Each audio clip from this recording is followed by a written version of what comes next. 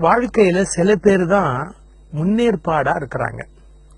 சில பேர் இந்த கடைசி நேரத்துல என்ன துன்பம் வந்தாலும் வந்த பிறகு கஷ்டப்படுகிற ஒரு பழக்கத்துல இருக்கிறாங்க.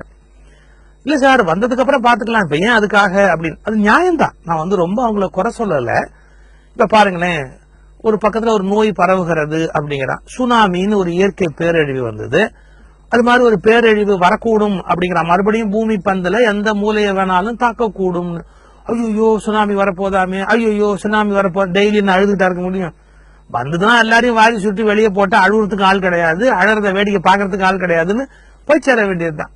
ஆனா அதுக்காக ரொம்ப முன்னேற்பாடா இருக்கிறேன்னு சொல்லி எப்பவுமே கவலைப்பட்டுக்கிட்டு இருக்கிறது நல்ல பழக்கம் இல்லை. வந்துருமோ வந்துருமோ வந்துருமோ, நான் அந்த அர்த்தத்துல பேசல. அன்றாட வாழ்க்கையில இப்ப நம்ம நைட் படுக்க போறோம்.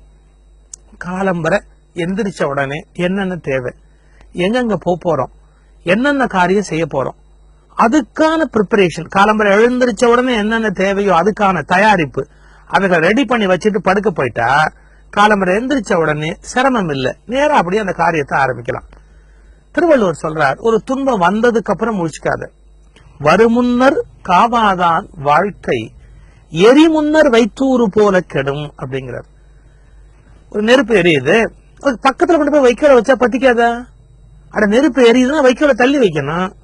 அது மாதிரி வாழ்க்கையில நிறைய பிரச்சனை இருக்கு. நீங்க அப்படியே விட்டுட்டீங்கன்னா, வரத்துக்கு முன்னாடியே தயாரா இல்லை அப்படின்னா, வரும் முன்னர் காவாதான் வாழ்க்கை, எரி முன்னர், எரியிற நெருப்பு முன்னர் வைத்து ஊறு, வைக்கோல கொண்டு போய் வச்சா என்ன ஆகும்? அப்படியே எரிஞ்சு போயிடும். அந்த மாதிரி வாழ்க்கைய வரத்துக்கு முன்னாடியே தயாரிப்பா இல்லாம இழந்தவங்க எவ்வளவு பேர்? ஒரு ஆபத்து வருமோ அப்படின்னு எதிர்பார்த்து நகர்ந்தவங்க பல பேர் இருக்கிறாங்க. ஒரு சிக்கல் வரத்துக்கு முன்னாடியே அந்த இடத்த காலி பண்ணு, ஏன் அனாவசியமா அங்க போய் நம்ம மாட்டிக்கிட்டு கஷ்டப்படுவானே. புத்திசாலி. இது வாழ்க்கையில இருக்க வேண்டிய ஒரு நல்ல பண்பு, வரும் முன்னர் காத்தல். இன்னொன்னு சொல்ற பாருங்க, ரொம்ப முன்னேற்பாடா இருக்கிறதுலயே பல வகை இருக்கு. இப்ப நான் ரெண்டு எதிரெதிரான பகுதிகள்ல இருந்து ரெண்டு தலைவர்களை உங்களுக்கு சொல்ல போறேன். எதிரெதிரான பகை அல்ல. மேற்கத்திய கலாச்சாரத்துல ஊறி வளர்ந்த ஒரு தலைவன், கிழக்கத்திய கலாச்சாரத்துல ஊறி வளர்ந்த ஒரு தலைவன், ரெண்டு பேருக்கும் இதே குணம் இருக்கு. அதுக்காக சொல்ல போறேன். நெப்போலியனை பத்தி ஒரு நல்ல செய்தி. அவன் பெருவாரியான நாட்கள் வாழ்க்கையில போர்க்களத்திலேயே கழிச்சவன். நெப்போலியன் தூங்கணும்னு சொன்னா குதிரையில தூங்கிக்குவான்னு நான் படிச்சிருக்கிறேன். அப்படியே குதிரையில முன்பக்கம் சாஞ்சு, இந்த பள்ளிக்கூடத்துல சில பையன் பெஞ்ச் மேல அப்படியே மேல சாஞ்சு தூங்குவான். அது மாதிரி குதிரையில கொஞ்ச நேரம் சாஞ்சு தூங்கிக்குவானா நெப்போலியன். கொஞ்ச நேரம் தூங்கிட்டா எந்திரிச்சு மறுபடியும் சண்டைக்கு தயாராயிடுவான். அப்படி வாழ்நாள் முழுக்க எப்ப பார்த்தாலும் போர்க்களத்திலேயே தன்னுடைய வாழ்க்கையை கழிச்சவன் நெப்போலியன். அந்த நெப்போலியனை பற்றி ஒரு நல்ல செய்தி பாருங்க. போர்க்களம், அவன் ஒரு படையோட தங்கி இருக்கிறான். எதிர்த்தரப்புல ஒரு படையோட இன்னொரு நாட்டு படை காத்திருக்கு. இப்ப போர் நின்னு இருக்கு, போர் இப்ப நடக்க போறது இல்லைங்கிற மாதிரி ஒரு அபிப்பிராயம் இருக்கு. இப்போ அந்த கூடாரத்துல தங்கி இருக்கிறான் நெப்போலியன். திடீர்னு எதிர்த்தரப்புல இருந்து இரவு எதிர்த்தரப்பு படை தாக்குதலை தொடங்கிடுச்சு. ஆனா நெப்போலியன் ரிலாக்ஸ்டா, கவலை இல்லாம கூடாரத்துல தூங்கி கொண்டிருக்கிறான். இப்போ ஓடி ஒரு போர் வீரன் உள்ள போய் கூடாரத்துல நெப்போலியனை எழுப்பி இந்த பிரச்சனையை சொல்லணும். மாதிரி எதிர்த்தரப்பு திடீர்னு யுத்தத்தை ஆரம்பிச்சிருச்சு, அதுவும் இரவுல தொடங்கிடுச்சு, இப்ப நாங்க என்ன பண்றது, என்ன மாதிரி நடந்தா போற இப்ப நாம இந்த போரை சந்திக்க முடியும், திடீர்னு தாக்குதல், அதுவும் இரவுல. அந்த வீரன் பரபரப்பா உள்ள ஓடி நெப்போலியன் தூங்குற கூடாரத்துக்குள்ள போய் பரபரப்பா நெப்போலியனை எழுப்ப போனான் பாருங்க. திடீர்னு அவனுக்கு ஒரு எண்ணம். அப்படி எழுப்புறதுக்கு முன்னாடி பார்த்தா ஒரு காகிதம் படபடபடன்னு காத்துல அடிச்சுக்கிட்டு இருக்கு. அவன் தலைமாட்டுல பக்கத்திலே இருக்கு, நெப்போலியனுடைய தலைமாட்டுல இருக்கு. அது என்னன்னு பாப்பமே அப்படின்னு எழுப்புறதுக்கு முன்னாடி, என்ன இருந்தாலும் பெரிய தலைவன் இல்லையா, எழுப்புறதுக்கு முன்னாடி அந்த காயத்தை படிச்சுட்டு எழுப்புவோம் அப்படின்னு ஒரு குறிப்பு வச்ச மாதிரி தெரியுது. எடுத்து படிச்சா அதிர்ச்சியில் அதிர்ச்சி அந்த வீரனுக்கு. ஏன், இன்று இரவு திடீரென்று எதிர்த்தரப்பிலிருந்து தாக்குதல் நடந்தால் நீங்கள் எப்படி நடந்து கொள்ள வேண்டும்னு இன்ஸ்ட்ரக்ஷன். சார், நம்ப முடியுதா? இன்னைக்கு இரவு எதிர்த்தரப்புல இருந்து உங்களை யாராவது தாக்கினால் இன்று தாக்கக்கூடும் என்று எனக்கு தோன்றுகிறது. அந்த அடுத்த வார்த்தை, எனக்கு இன்று எதிர்த்தரப்பு நம்மை திடீரென்று தாக்கக்கூடும் என்று தோன்றுகிறது.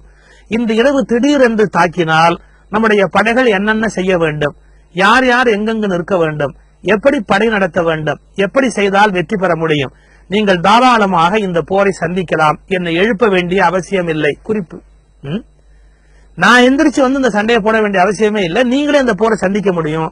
இந்த இரவு திடீர்னு தாக்குதல் நடத்தினா இந்த மாதிரி அணிவகுத்து இன்ன இங்க நில்லுங்க, இந்த படையை அப்படி சந்திங்க, இந்த இரவு ஜெயிக்கலாம். அந்த போரில் அவர்கள் வெற்றி பெற்றார்கள்.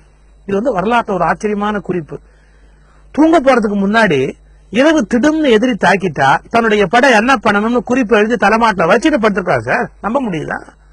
எவ்வளவு முன்னேற்பாடான ஒரு வாழ்க்கை முறை நெப்போலியனுடைய வாழ்க்கை முறை. இவங்கெல்லாம் உலக புகழ் பெற்றா சாதாரணமா புகழல்ல, சாதாரணமா பெறல. எவ்வளவு முன்னேற்பாடு, என்ன நடக்கும், நடந்தா என்ன செய்யணும் அப்படிங்கறதெல்லாம் எழுதியிருக்கிறான். இதுக்கு என்ன எழுப்ப வேண்டிய அவசியம் இல்லை, நீங்களே இந்த யுத்தத்தை நடத்தலாம். இது நெப்போலியனை பற்றி ஒரு செய்தி. இப்ப நெப்போலியன் அது போர்க்களம், நேரமும் சண்டை, துப்பாக்கி, பீரங்கி, வெடிகுண்டுகளுக்கு மத்தியிலே வாழ்ந்தவர் ஒரு போர்க்கள வீரன், போராட்ட வீரன் அவன். இதுக்கு நேர்மாறான ஒரு காந்திய தொண்டர், காந்தி வழியில வந்தவர், வாழ்க்கையில போற விரும்பாதவர், ஆயுதத்தையே கையில எடுக்காதவர், அப்படி ஒரு தலைவர், இந்தியால இருந்த ஒரு தலைவர், மொரார்ஜி தேசாய்னு பேர். விசித்திரமான மனிதர். அவருடைய பர்த்டே 4 வருஷத்துக்கு ஒரு தடவை தான். அவர் ரொம்ப சிக்கனமான ஆள், லீப் வருஷத்துல பிறந்துட்டார். அதனால பர்த்டே கூட வருஷம் கொண்டாட வேண்டிய அவசியம் கிடையாது, 4 வருஷத்துக்கு ஒரு தடவை தான் பர்த்டே கொண்டாடுறது. அப்படிப்பட்ட சிக்கனமான தலைவர் மொரார்ஜி தேசாய். அவரை பத்தி ஒரு அழகான செய்தி சொல்லுவாங்க. கதர் மட்டும்தான் அவர் போடுவாரு. கதர் போடுகிற காங்கிரஸ் பேர் இயக்கத்தில் அவர் தலைவரா இருந்தாரு. அவர்கிட்ட இந்த காங்கிரஸ் தேர்தலில் நிக்கிறவங்க எம்பி டிக்கெட் கேட்டு எம்பி தேர்தலுக்கு வந்து நிக்கிறாங்க. எம்பிக்கு வேட்பு மனு கொடுத்திருக்கிறாங்க. அந்த செலக்ஷன் கமிட்டில உட்கார்ந்து இருக்கிறார். எவ்வளவு கூர்த்த மதிப்பாருங்க. இந்த எம்பி டிக்கெட், பாராளுமன்ற உறுப்பினர் டிக்கெட் வேணுங்கிறதுக்காக சில பேர் சும்மா அப்ப போய் கதர் துணி வாங்கிட்டு வந்து போட்டிருக்காங்க. அதுக்கப்புறம் கதரையும் போட்டது இல்லை, மில் துணி, பாலிஸ்டர் துணி எல்லாம் போடுறவன் எம்பி டிக்கெட் வேணுங்கிறதுக்காக அப்போ நேர கடையில போய் உடனே ஒரு ரெடிமேடு கதர் ஜிப்பா வாங்கி கதர் சட்டை போட்டு கதர் வேஷ்டி கட்டிட்டு வந்து அவர்கிட்ட மனு கொடுத்துட்டு இருக்கிறான். அவர் எவ்வளவு நுட்பமான ஆளு. பட்டுன்னு எந்திரிச்சு அவன் சட்டை போத்தான திறந்து உள்ள பார்த்தாராம். என்ன பாக்குறீங்கன்னா, பனியன் மல் பனியன் போட்டிருக்கிற, பனியன் மில் பனியன் போட்டிருக்கிற, நீ என்னடா காங்கிரஸ்காரன் வெளியே போட அப்படின்னு. இது என்ன குறிப்புன்னு கேட்டா, மேல அவன் கதர் சட்டை போட்டனால உள்ளுக்குள்ள கதர் பனியன் போடல, இவன் உண்மையான காங்கிரஸ் இயக்கத்துக்காரன் இல்லைன்ற நுட்பம் கண்டுபிடிக்கிற அறிவு அவருடைய அறிவு. சரி, இது எதுக்கு சொல்றேன், அவருடைய அறிவு நுட்பத்துக்காக சொன்னேன். இப்ப நான் சொல்ல வந்த செய்தி வேற. நெப்போலியன் மாதிரி அவருக்கு ஒரு சம்பவம் நடந்ததுக்காக சொல்ல போறேன். ஏன்னா அவருடைய அரசாங்கம் கவிழக்கூடிய ஒரு சூழ்நிலை, ரொம்ப ஒரு நெருக்கடியான ஒரு சமயத்துல ஒரு மந்திரி சபையில ஒரு பிரதமரா பொறுப்பு இருக்கிறார். பிரதம மந்திரியா அந்த உட்கார்ந்து இருக்கிறார். அவருடைய மந்திரி சபையில இருந்த ஒருத்தர் எதிர்த்தரப்புக்கு போயிட்டாரு, மந்திரி சபையை கவுக்க போறாரு. அவர் வந்து இந்த மந்திரி சபையை கவுக்க போறாரு. அன்னைக்கு ராத்திரியே நிறைய எம்பிக்கள் இவருக்கு ஆதரவா இருந்தவங்க அவருக்கு ஆதரவா மாற போறாங்க. இவர் மந்திரி சபை காலம்பரை எந்திரிச்சா காணாம போயிடும். அந்த மாதிரி நேரம். அப்போ அவருக்கு உதவியாளரா இருந்தவர் பெரியவர் பா ராமச்சந்திரன் ஒரு பெரியவர். அவர் நேரா இரவு நேரம் உட்கார்ந்து இருக்கிறார். அப்போ சில பேர் சொல்றாங்க, மொரார்ஜி தேசாய் எழுப்புப்பா, தூங்கிட்டு இருக்கிறாரு, எழுப்பு எழுப்பு. சில எம்பிக்கெல்லாம் அவர் போன் பண்ணாருன்னா அவங்க எல்லாம் போக மாட்டாங்க, அவங்க எல்லாம் நம்ம கூட இருப்பாங்க, கவர்மெண்ட்டை காப்பாத்திடலாம் அப்படின்னு. அப்போ அவர் சொல்றாரு, முடியாதுங்க, அவர் உள்ள தூங்க போயிட்டாரு. தூங்க போகும்போது சொல்லிட்டு போனாரு, யாரும் எழுப்ப வேணான்னு சொல்லிட்டு உள்ள போயிருக்கிறாரு. நீ வேற பிரதம மந்திரி தூங்க போனார்னு சொல்றியே, காலம்பரை எந்திரிச்சு அவர் பிரதம மந்திரியா இருக்க முடியாது. ஏன், மெஜாரிட்டி போயிடும், கட்சி மாறிடுவான் எல்லாரும். இப்ப தூங்க போன போது பிரதம மந்திரி, எந்திரிச்சா பிரதம மந்திரி இல்ல, எழுப்புப்பா, போய் அவரை போன் பண்ண சொல்லு. அதுக்கு அந்த உதவியாளர் சொல்றாரு பாருங்க ஒரு பதில், பார்ப்ப காலம்பரை எந்திரிச்சா மந்திரி சபை காணாம போயிடும், எழுப்புன்னு சொல்லிக்கிட்டு 4 பேர் வருவான், அப்பவும் என்ன எழுப்பாதுன்னு தான் உள்ள போனாரு. ஏன், அது என்ன நடக்கணுமோ அது பாட்டுக்கு நடக்கட்டும். இதுக்காக ஒரு எம்பிக்கு போன் பண்ணி என் பக்கம் இருந்து கெஞ்சல வேலைலாம் என் வேலை இல்ல, நான் அப்படி செய்ய தயாரா இல்ல, அதனால என் தூக்கத்தை கெடுத்து நான் எழுப்ப வேண்டாம், காலம்பரை 4:30 தான் நான் எந்திரிச்சு வெளியே வருவேன், அது வரைக்கும் என்ன யாரும் எழுப்பாதீங்க. இது ஒரு ஆச்சரியமான குணம். அதாவது ஒரு தலைவன் என்ன நடக்கும் என்று எதிர்பார்த்து அதற்கான தீர்வுகளை சொல்லுகிற பழக்கம் ஒரு ஆச்சரியமான பழக்கம். நல்ல தலைமை பண்பு வருமுன்னர் காத்தல். இதை புரிந்து கொண்டால் வாழ்வு ஒளி உடையதாக இருக்கும்.